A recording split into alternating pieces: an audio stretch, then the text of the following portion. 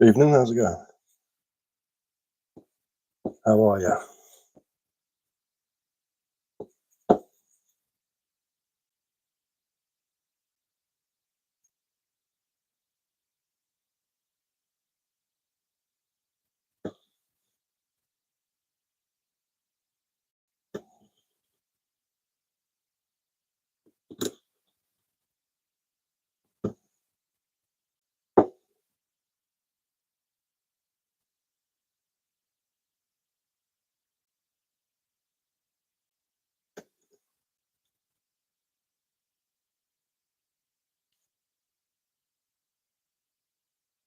Not so bad.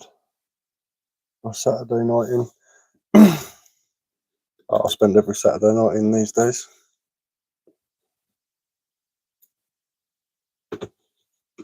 Very rarely you see me out of an evening.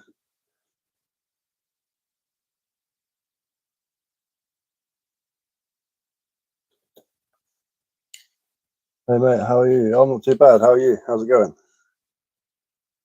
I'm good.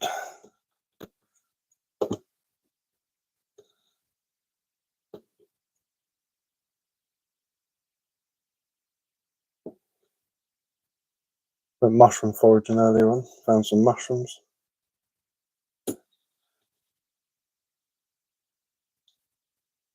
Hello.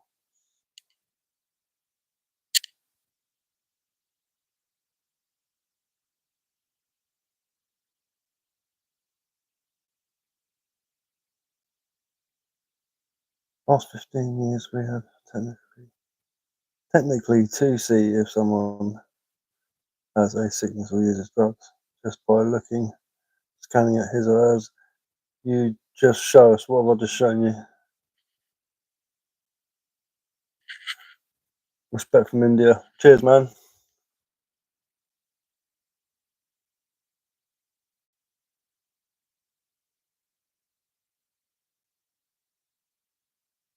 Can you say a dialogue? No.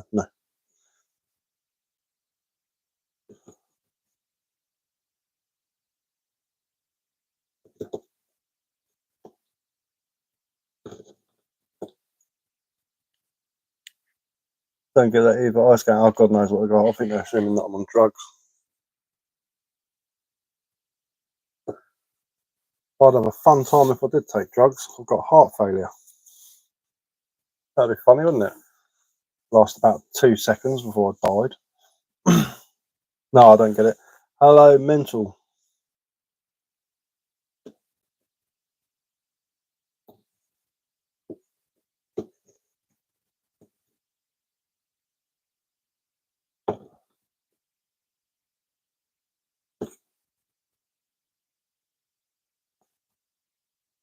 There's some strange people on the internet, isn't there? Look at itchy nose.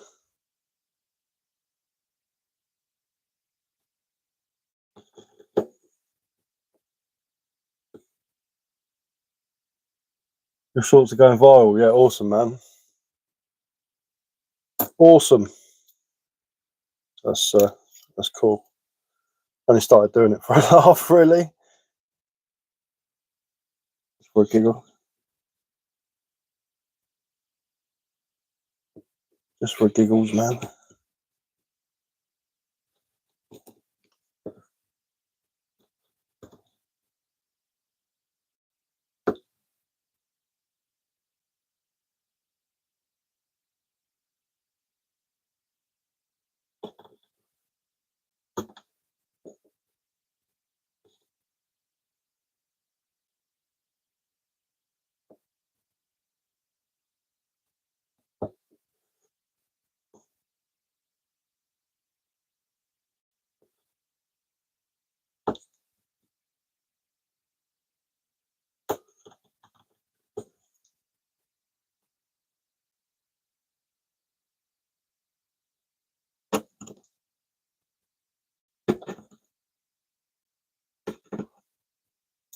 It's good commentary.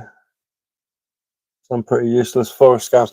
I know, yeah, to be honest with you, it's like, I do get people going, oh, you don't know what you're going on about, and blah, blah, blah, blah, blah, but they obviously think it's good information. It's You know what I mean? It's not survival at the end of the day. If you want to watch a good survival program or YouTube or something like that, watch something like Ray Mears, and then you'll see the difference between boiling water in plastic bottles and using tuna tins as stoves. You know, it's just ridiculous at the end of the day. Not once do you see them light a proper fire. You know, it's all like, oh, I found a broken lighter, and then scrape some plastic off of it, and then use the ferrocerium in the wheel, and you know, and all this sort of stuff, which you can do. You know what I mean? But you don't see them making any friction fires or starting flint fires or something like that. Hey, baby girl.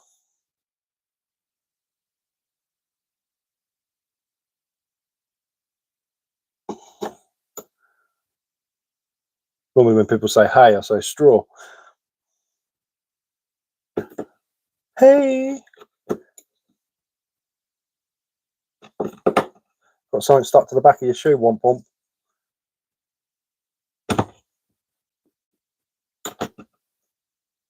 Where am I from? I am from England. I'm English. Or as like the Americans like to call us, British.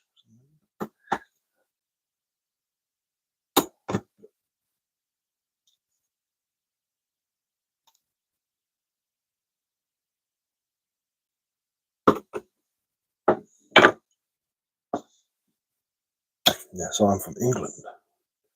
West Sussex.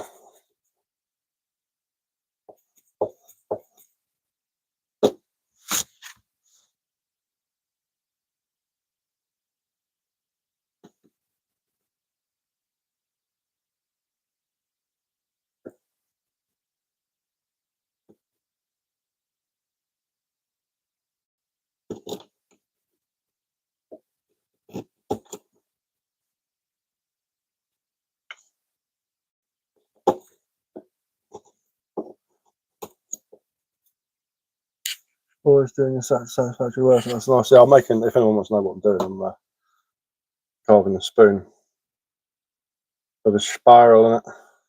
It's going to be like this one, but a little bit, the spiral's a little bit bigger than that one. But this is ash, it's a tougher wood, so it's easier to do finer work on.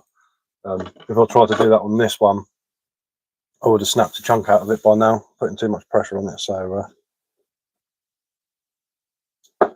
it's yeah, it's a bit easier to carve, but it breaks easier.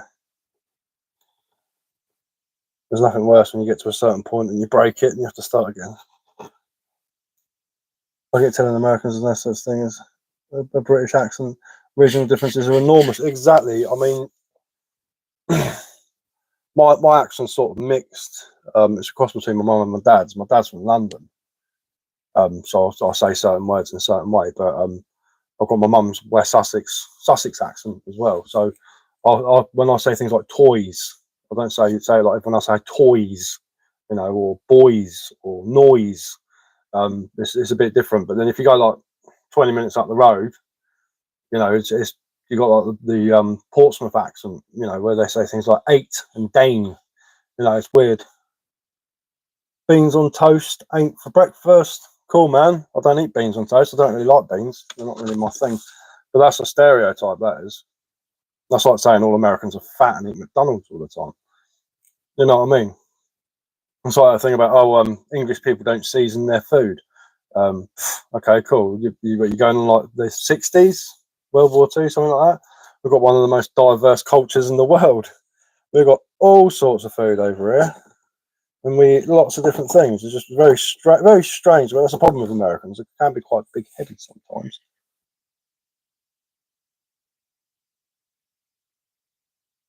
Sam Tay, oh, well done. Cheers, mate. Thank you. Or Belem. What's a Belemd? Are you trying to be funny and can't spell properly? 10 out of 10 for effort, Jabby. Are you anywhere near Arding line? No, I don't think so. When I'll be there, I can get some cooking tools from you. Yeah, too right. Do I live off grid? No, I live in the house. Well, I know you can live in a house and still live off grid, but no, I don't live off grid. No, I live in a village.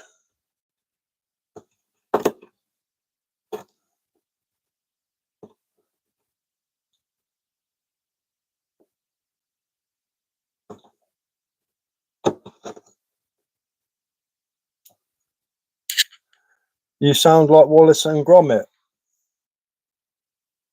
They're from Yorkshire, mate. Massive difference on the accent. He must be American. You American, one. What's my favourite piece I've made? It is, here we go, this one, my wizard staff. With a wizard. Got a wizard's face. And then there's like that. Yeah, there is a massive difference between my accent and Wallace and Gromit, trust me. There's no cheese, Gromit. I can't even do a Yorkshire accent. Sound like Wallace and Gromit. That'd be like me saying someone from Texas sounds like someone from Florida, you know what I mean?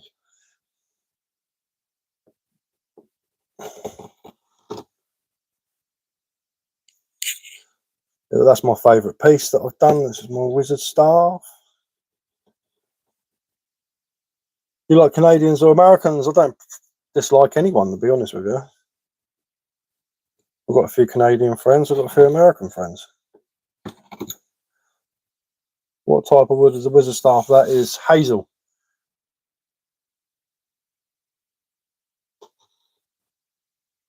I'm a piece of coppice. Right, pal, don't forget about my magical weed pipe. No, I won't. Don't worry about that, mate. I was having a look in the shed to make sure I got that. Got the clay. I need to build a what's his name? A little kiln. I'm going to make it out of block pavers and daub. Can you make me a wand? I want to be Harry Potter for Halloween. Not by Halloween. I'm too busy. But I could make you a Harry Potter wand. I've made them before. I made one with a handle like that one, so it looked pretty cool. I made it for my mate. My mate's little girl wanted one, so I made her one.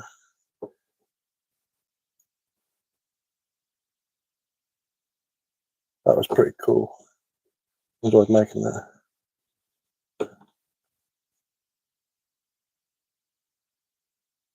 Let's do the first Canadian. I've seen that one already. Oh, next year then. Cheers, mate.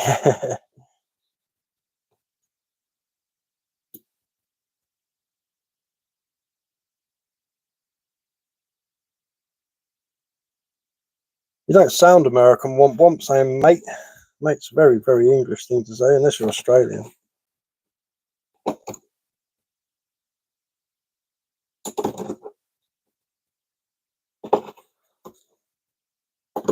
That's not an American word. In fact, Americans sound a bit weird when they say mate.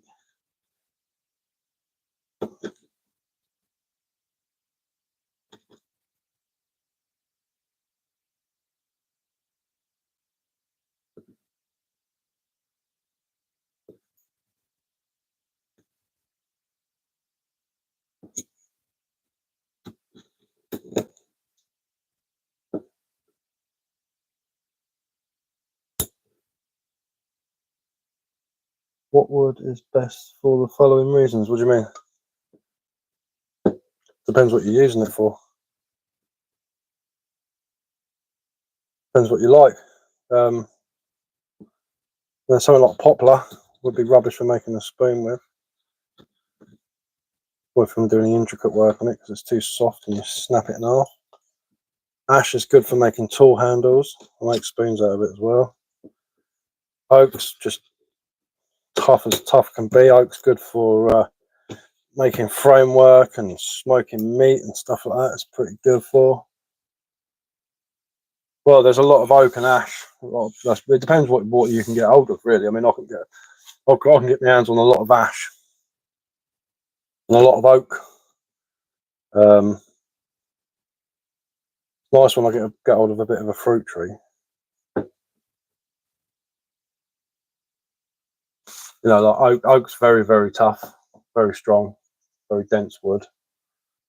Ash is very tough, but it's not as dense, but it's got some flex to it. It's shock absorbent. Hazel is good for like fencing and stuff like that. You know, if you want to make like wattle hurdles and things.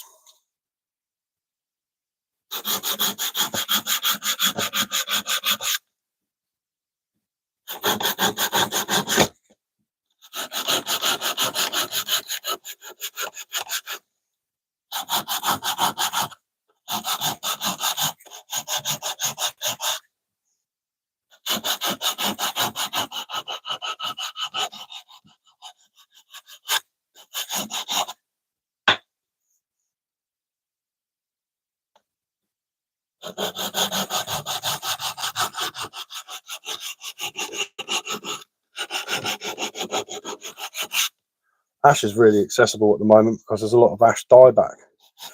It's just killing off all the ash trees.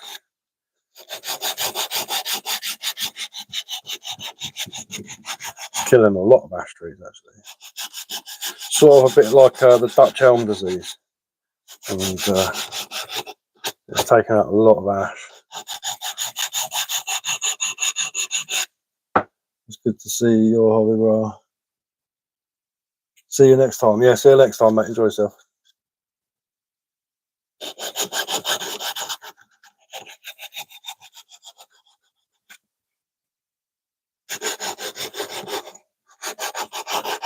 Ash is good as a firewood. And I used to use ash for gunpowder production as well. I used to make charcoal from it. That's good gunpowder.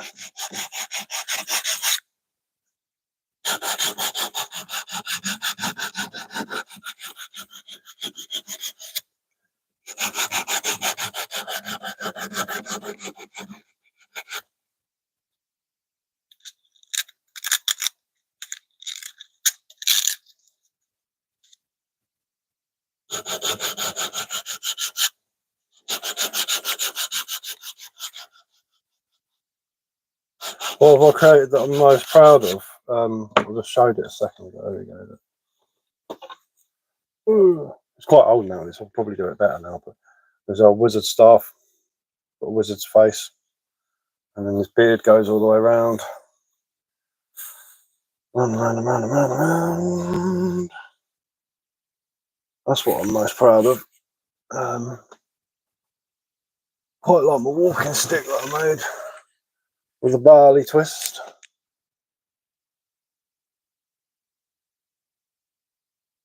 Okay, see you later, mate, Sebastian Gamer. Hi man, I only started watching you last night. I really enjoy watching your videos.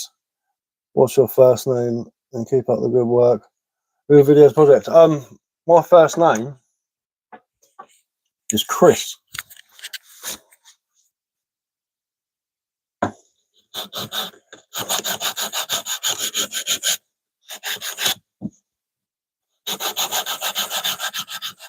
Not telling you my last name though, but my last name's one of the rarest names in England.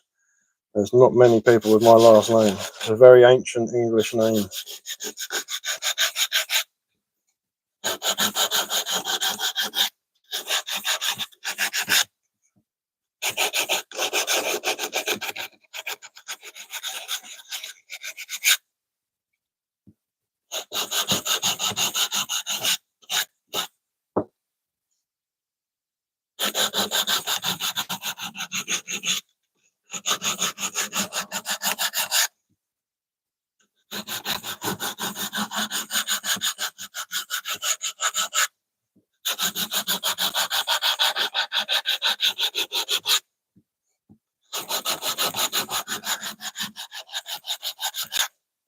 Should have this finished better now.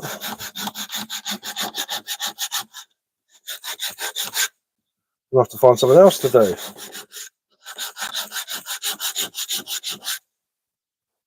I've been filming the process of this though, so I will be putting the video up from start to finish. Probably tonight or tomorrow. Found some really cool mushrooms earlier on. Found a shaggy parasol. The old Chlorophyllum maracodes, as it's Latin name is. Hey man, how's the spoon going? I'm nearly finished. I'm just doing a bit of a sand, and I've got to go over with some fine sanding. I've got to sand out the middle of this. But yeah, she's getting there.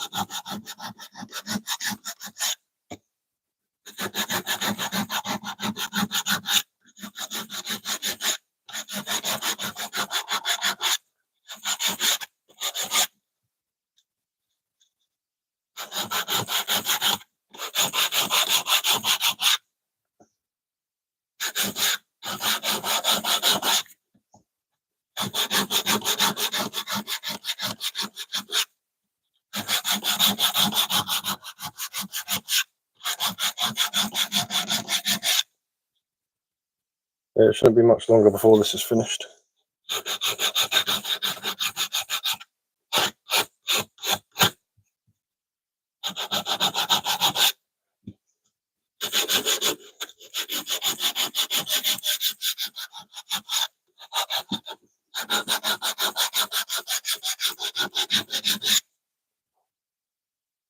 My mate's hiring a mini digger soon. We're going to go out the woods with a mini digger and make like a semi-underground shelter, which should be cool. For one of the shelters we built up there, I built a brick-built fireplace and a chimney going up through it. So might dismantle that and rebuild it in the underground shelter. But we're going to try and build the roof so you can stand on it and cover it in moss.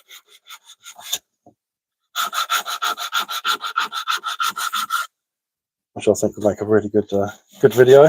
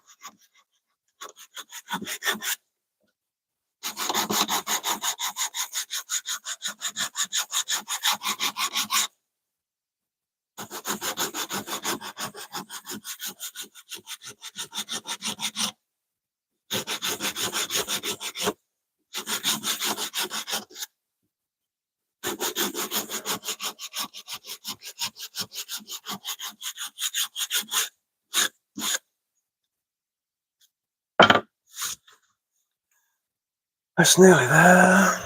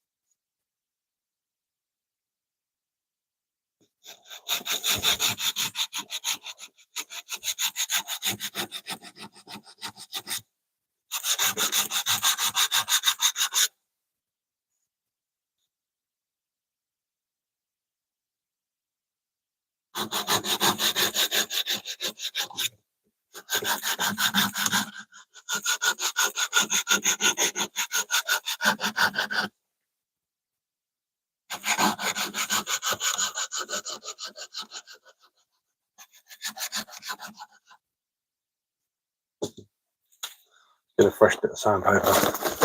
I'll treat myself.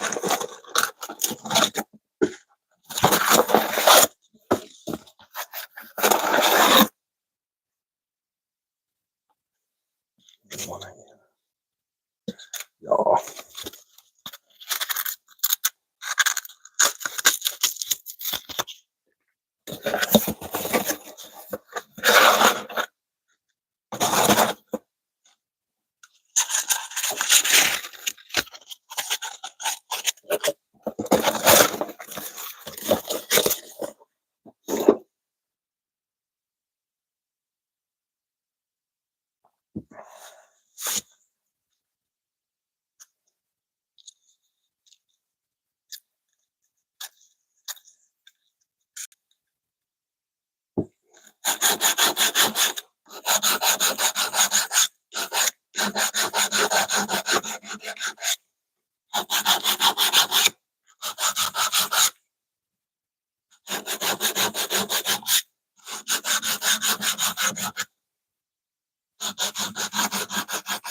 Nice to meet you, Chris. Have a good evening, mate. Yeah, you too. Enjoy yourself.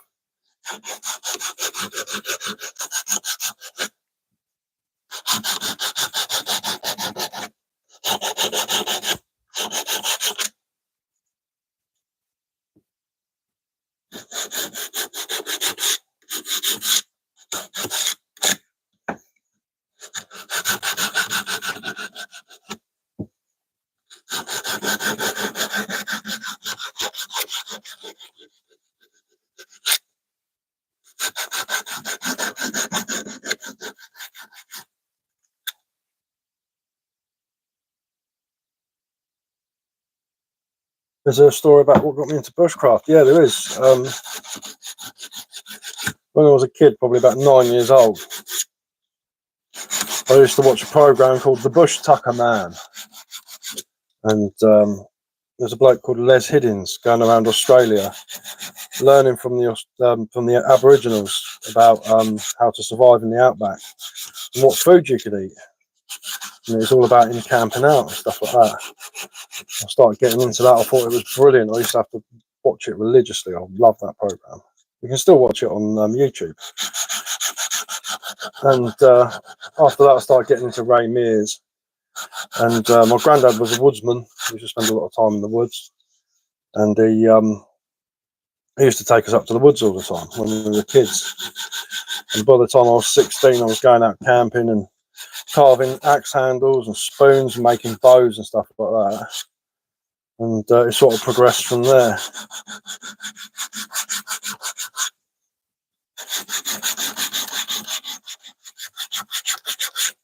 I went to college and did countryside management, habitat establishment and maintenance, horticulture, lowland game management, agricultural environment, all those sorts of good things. And I've been obsessed with it ever since.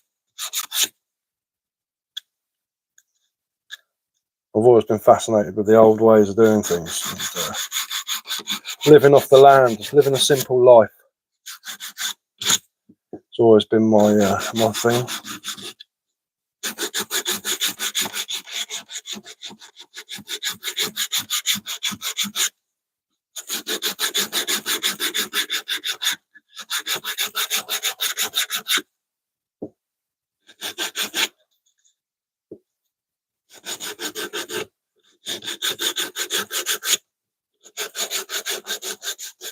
Thank you for sharing. Good to see.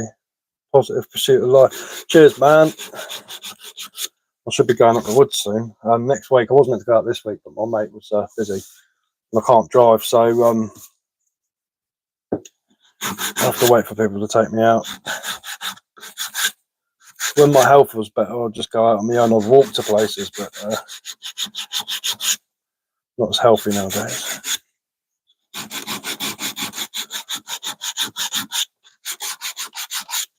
I suppose.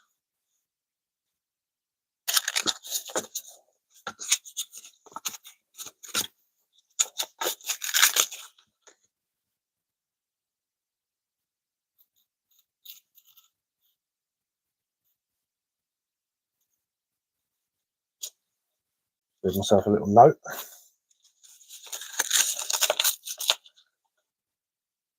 Before I forget something. Oh, excuse me.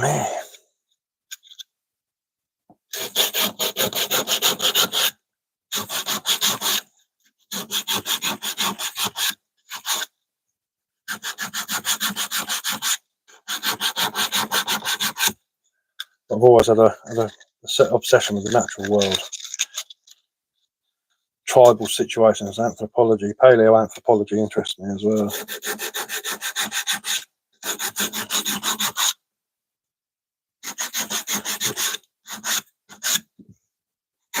Because if you look at like tribes and stuff, they do it every day. It's their life, you know.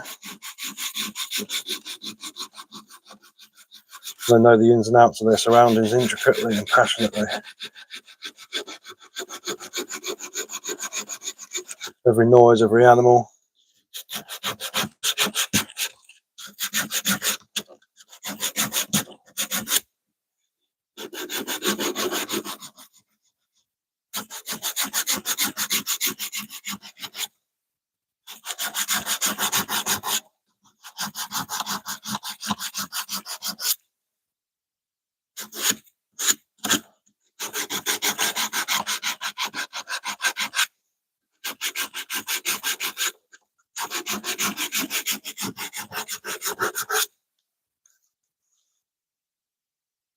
just recently I've really started getting into mushroom foraging.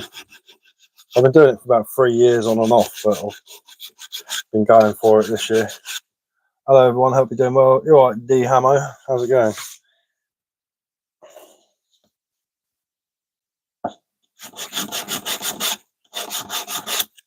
I'm getting there with the spoon, I'm nearly finished sanding it. Nearly there.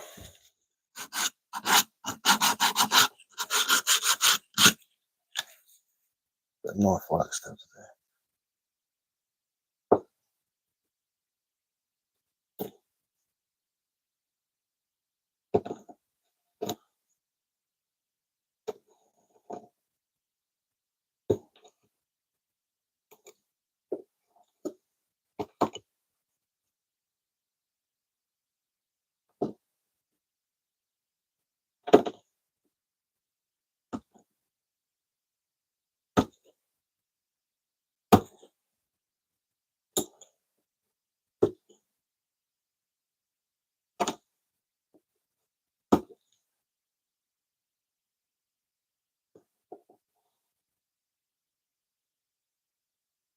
You're going to try that twist? I don't know, to be honest with you. I might set fire to it because it's hazel and it's quite thin.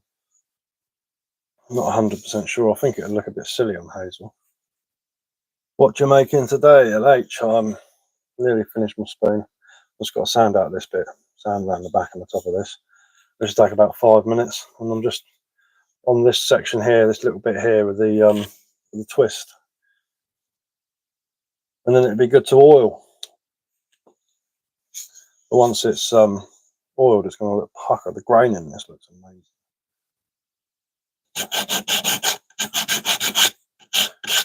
Looks a lot different to the other one. You can't really see the grain in this. You can, but it's very tight, so it's hard. But this one's going to look at the daddy. Weirdly not getting notifications when you go live. Oh, okay, fair enough. Maybe I've upset YouTube. Maybe they don't like me anymore. I don't think that's the case though, because my what's his name? One of my videos hit 300,000 views today, so but my views have been going down the last week.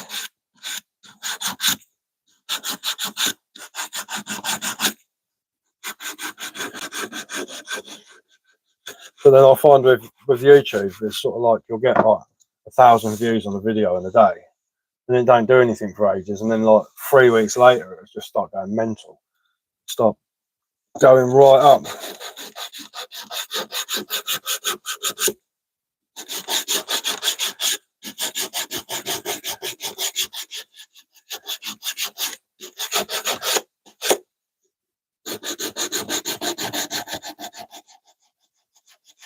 That's strange that this. I've been getting a lot. I mean, I've got 70 new followers last night on the live, so I don't think it's because I've upset YouTube. Maybe something's gone wrong. I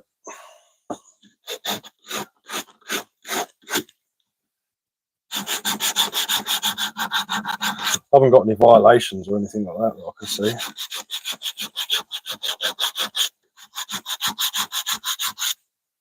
Yeah, they don't get any notifications either, and I haven't subscribed for almost a month. That's crazy, man. That's crazy. I couldn't tell you. I don't understand YouTube. I've been on there for a few years, but I've only really started posting the last couple of months.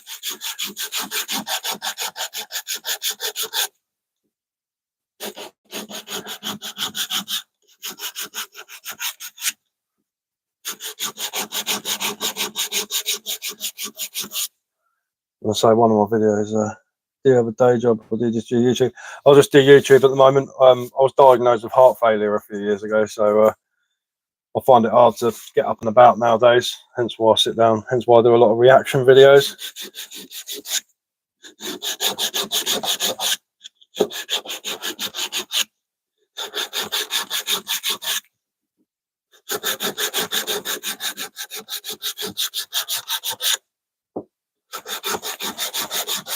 I was doing really well on Facebook, and I got demonetized. because I made a joke about World War II Italian rifles, and they didn't like it, and they thought I was trying to sell things on there, and they completely demonetised me. Turned it into something good. Yeah, cheers, man. And I was doing really well on TikTok as well until I locked myself out of my account. So I'd start another one, but I'm not really bothered by TikTok. It's all just beggars and scam artists and weirdos on TikTok anyway. So it's, I use it mainly for editing my videos because it's easy to edit your videos on there.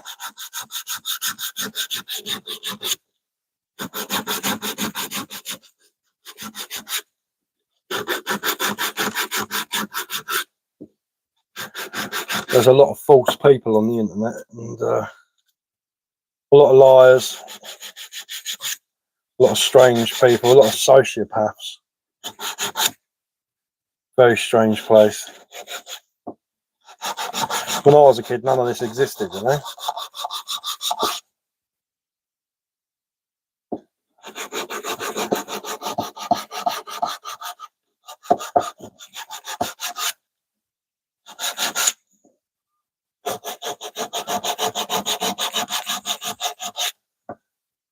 If it gets going good enough, maybe you can hire an editor. Yeah, to be fair, you know, I've got loads and loads of content on my GoPro of us doing different things, building fences, making fires, cooking food outside and stuff like that. I'm just pretty rubbish at putting it all together. I'm not very sort of computer technically minded, you know.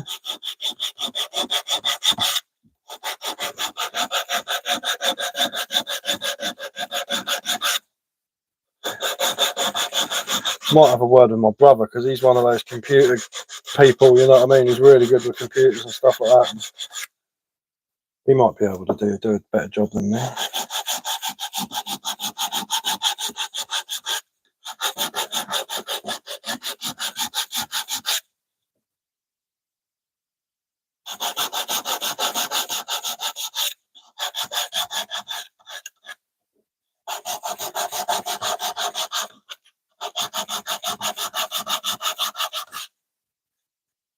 I was thinking about it the other day, actually, having a word with him.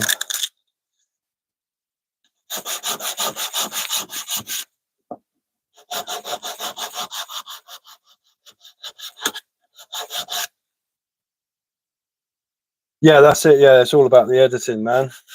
It don't really matter with the shorts.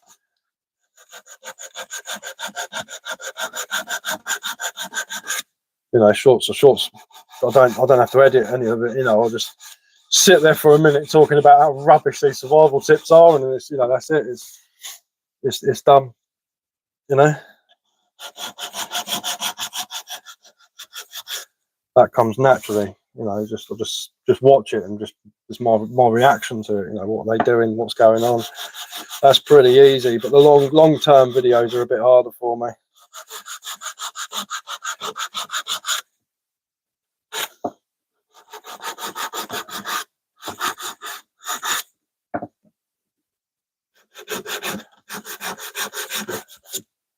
Love to see long form content from you. Yeah, too right, man. I will get on the case. What skill or skills do you feel are most important learning bushcraft? That's a good question, actually. Firelighting. Firelighting is probably one of the main ones. If you can make a fire out of anything, you can. You know, you're on your way. Like the other day, I was on live and I did a friction fire with with a bow drill. If you can get a fire going, and you don't need a lot of lighter or a ferro rod or anything like that, you can walk into the woods and get what you need to start a fire. I think that's probably one of the important ones, especially if it's in a survival situation. Being able to create things in your mind's eye as well, being able to plan things. So, you know, like if you want to make like a pot hanger and you can create it in your head and then just go and do it. I think that's pretty, like, you know, like this spoon, you know, before I made this, I knew exactly what I was going to do. Water purification is very, very important. But that comes along the lines of firelighting, because the easiest way to purify your water is to boil it. roll in boil for a couple of minutes will get rid of most pathogens in water. Won't get rid of heavy metals and pollution and stuff like that, but it will get rid of viruses, bacteria and whatnot. Kill it off. Yeah, water purification is a good one.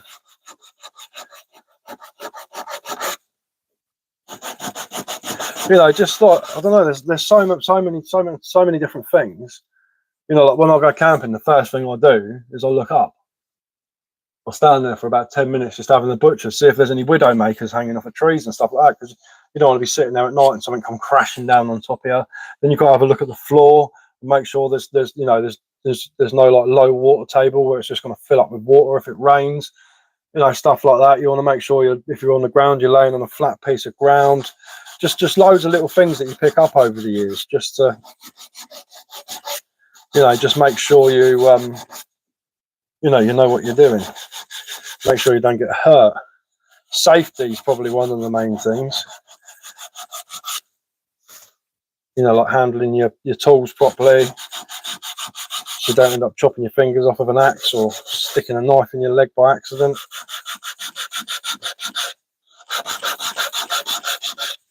Basic first aid.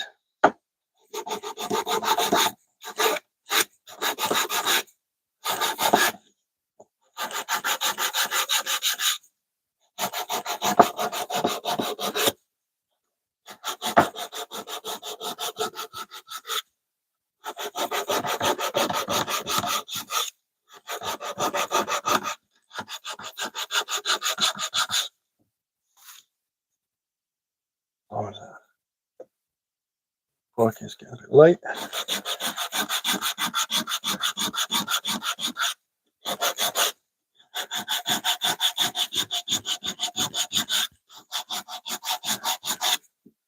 Everyone asks, what does ESP stand for? Extra sensory perception. It's a carp fishing hat. They make carp tackle, fishing reels, rods, end tackle. I don't know if they make rods, I'm not sure. I've only ever seen the end tackle. It's just one of those hats. I didn't really care what it had on it. I just bought it when I was in the fishing shop because I needed a new hat. But it does stand for extra sensory perception. That's what it means.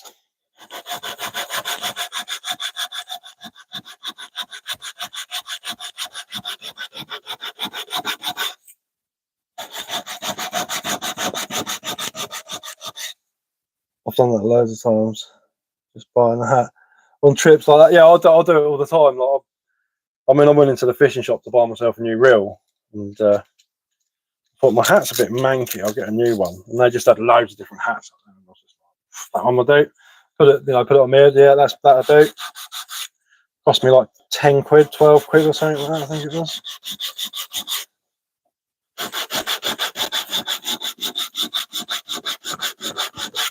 What I really want is one of those Realtree camouflage ones with the lights. Press the buttons. Maybe when I get paid, I'll treat myself to one.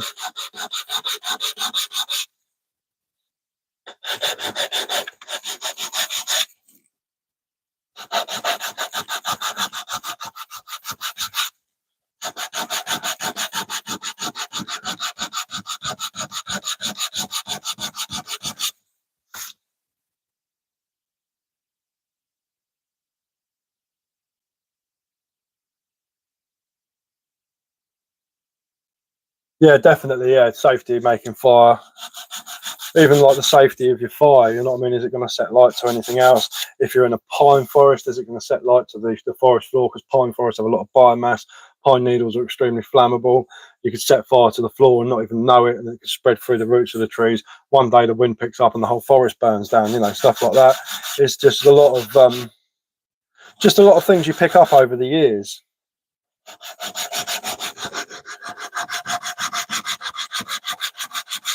You know, building a fire blank behind your fire to stop the wind from getting at it, or heat deflecting the heat onto you. Making a hearth out of stones so the stones heat up, and then when your fire goes out, it's still warmth coming off the stones. Just a lot of little things that people don't think of when they're out camping that make the whole difference. But definitely have a look above you, because you don't want half a tree falling on top of you when you're asleep. My mate had it years ago. A bloody great big old growth pine tree come down in a storm. We were building a shed on his land, and it come down and crushed him. Literally, this tree was probably about 1.5 meters thick all the way around, and it was very wet and very windy in the middle of winter, and the whole tree just come down, and it landed directly on top of him, and his missus was inside the shed, and it smacked her in the face, sort of come down and glanced her, and she went flying back. Luckily enough, she didn't really hurt herself. She had black hands where all her fingers were broken, but you know, it's lucky compared to what happened to my mate. And what happened to him was he literally got crushed by the tree. He broke his back in 5 places, broke his left thigh, his shin, chipped all the corners off of his knee. What else did he do? He smashed his jaw in. He done all his ribs on one side. He was in a right old state. I thought he was going to die. Hey man, at a gig, so I can't stay, but just wanted to let you know you taught me loads. I love your vids, love your lives. Awesome, man. Thank you very much. That is well cool, man. I'm just making a little spoon at the moment. I'm going to I've written down a plan. Next time I go to my friend's forest, I'm going to do some like firelighting videos, what trees are best to light fires with, stuff like that. You know, what's the quickest way to cook food if you haven't got any like pots and pans with you? What's the easiest way to do it? Just lots of different things like that. If there's anything you want to see me do, just write it in the comments on one of my videos, and I'll do a video for you. Or screenshot the comment and have it up in the corner of the screen and do it. This is, you know, this is Bailey. Bailey wanted to know how to start a friction fire, or how to start a fire with flint, how to make a blade out of flint, stuff like that. You know, like, I'm more than happy enough to do that. So this here on the end, that'd be great. Yeah, anything you want to know, just like on one of my latest videos. Best way to cook a rabbit, or my favorite way to cook a rabbit. Rabbits are awesome. You don't even need a knife to skin them. You can literally just rip them apart. Best way to cook a rabbit, what I like to do is I get a big Dutch oven, and I put some leeks, celery, carrots, potatoes, some chicken stock in there, and I chop the rabbit up, and take the legs off and cut it into quarters, and just bung it in the pot with some paprika, garlic, onion powder, bit of salt and a bit of pepper. Fill it up with water, and then just put the lid on it and leave it underneath a like a coal base with one log on it, so you've got a bit of a flame going underneath it.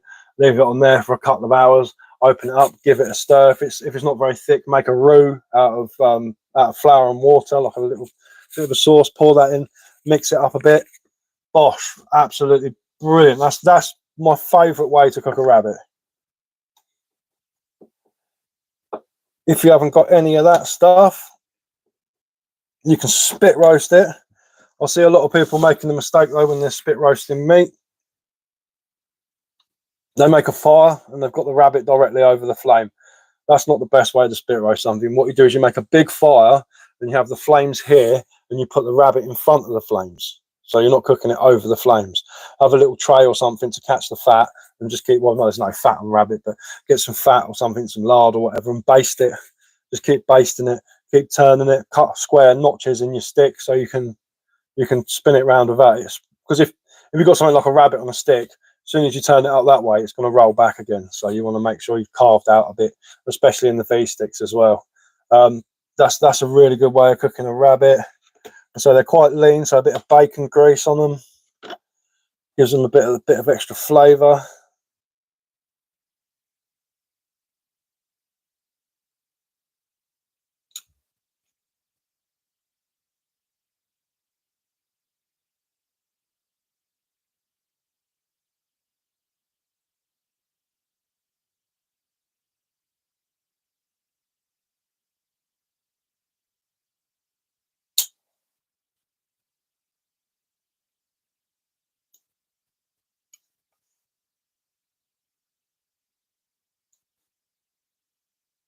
Same way with any meat, really. You can make yourself a decent stew with some very basic ingredients. If you can't find any anything like any seasoning to go in there this time of year. There's a lot of three-cornered leeks over second run this time of year, so you can get some three-cornered leeks. Yes, I can understand that. This spoon, another Christmas gift. Yeah, this one's from my mum. She wanted one that she could put on her shelf. So I said, yeah, go on then. Yes, Frisk, Tint, whatever your name is, don't speak, what was that, Hebrew or something like that? I don't know. I don't speak that language, so unfortunately you're going to have to write it in English.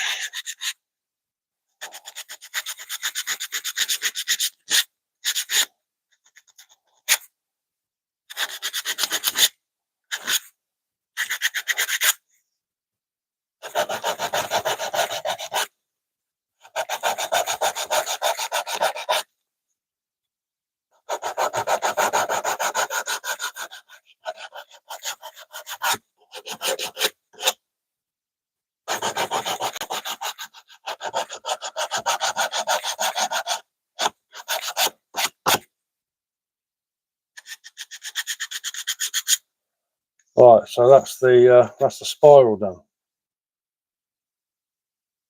There it is.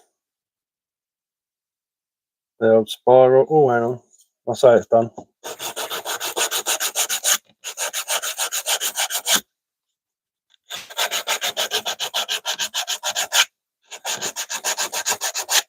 There's always a bit you look at and then go, no, it's not finished yet. Looks beautiful. Cheers, man. Thank you very much. It is appreciated that people like my work. It does mean a lot to me. It's class because it takes quite a bit of skill to churn out something like this. Eight, brother, 8. All right, how's it going? All right there, Cav.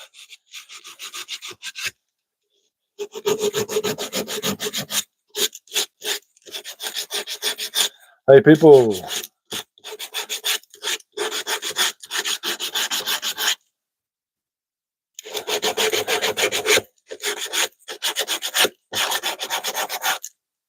Sorry, all right? No, you're all right. 8. I thought it was just that. I thought that was a regional thing. That's why I was like 8. People around here don't say hello. They say all right. You all right?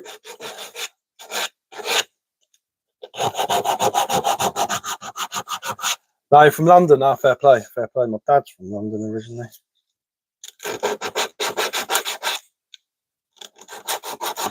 My granddad as well, he was. And you've got to know when to call it finished. Yeah, that's it, exactly. Yeah, you do too much on it, and then all of a sudden it becomes you just want to take more and more off, and that bit looks a bit dodgy, and then you take a bit off, and then you end up taking too much off and it looks worse than it did before. But there we go. That's the handle complete. Nice and ready to go. Not too keen on that bit there, but hey ho, it'll do. Now I'm just gonna sand out that middle bit in there, sand out around the back and sides, sand off the end of that as well, and it'll be ready to go. Try and get all the dust off of it now, so you don't end up painting it in on the way. Rather be around the countryside though. Yeah, it looks smooth. It is smooth. It's lovely. It's not as smooth as it's going to be when I go over it with some 240, but that's a quick job. That doesn't take as long as doing this bit. Yeah, man, my heart's in the countryside. Yeah, my dad's from London and my mum's a turnip.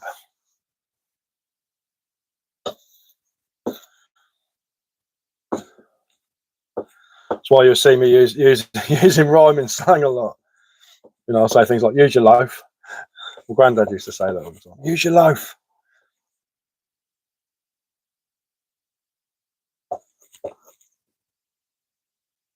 I think we all do have it in our hearts.